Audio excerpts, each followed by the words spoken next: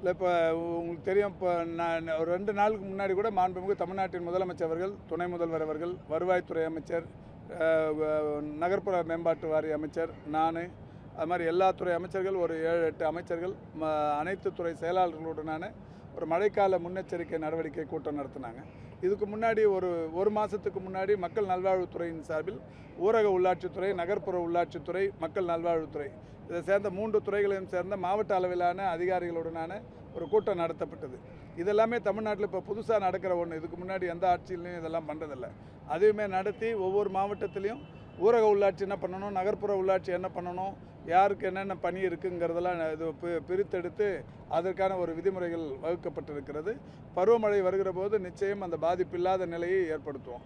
மக்கள் நல்வாழ்வுத்துறையை பொறுத்தவரை ஒவ்வொரு பருவமழைக்கு முன்னாடியும் அந்த மழைக்கால சிறப்பு மருத்துவ முகாம்கள் என்பது தொடர்ச்சியாக போடப்பட்டு கொண்டிருக்கிறது. இப்போ ஆர்பிஎஸ்கே அந்த வாகனங்களின் மூலம், நிறைய நடமாடும் மருத்துவ வாகனங்களின் மூலம் எங்கேயாவது ஒரு கிராமத்தில், ஒரு ஊரில் ஒன்றுக்கும் மேற்பட்ட காய்ச்சல் பாதிப்புகள் இருக்குமானால் அங்கே உடனடியாக முகாம் எடுக்கிறோம்.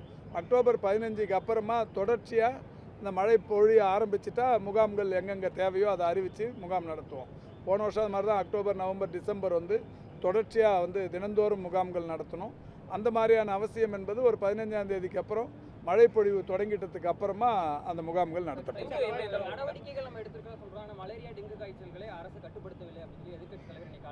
இல்லை, இப்போ அவருக்கு எங்கே டெங்கு இருக்குன்னு காட்ட சொல்லுங்கள் முதல்ல. அதாவது அவங்க ஆட்சியில் தான் இதை லாவணி பாடுறதுக்காக சொல்லலை.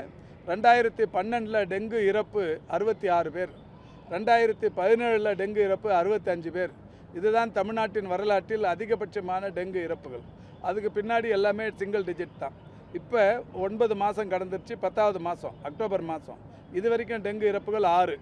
இந்த 6ம் கூட அதிகபட்சமாக அந்த தனியார் மருத்துவமனைகளிலிருந்து மருத்துவ வசதி பெறாமல் வீடுகளிலேயே சிகிச்சை பெறுவது, நோய் எதிர்ப்பு சக்தி குறைவு, இந்த மாதிரி இருக்கிறவங்க தான். டெங்கு பாதிப்பு உடனடியாக மருத்துவமனைகளுக்கு வந்தால் 100% காப்பாற்றப்பட்டு விடுகிறார்கள். இது வரைக்கும் 6 தான் இந்த வருஷத்தில் இறப்பு.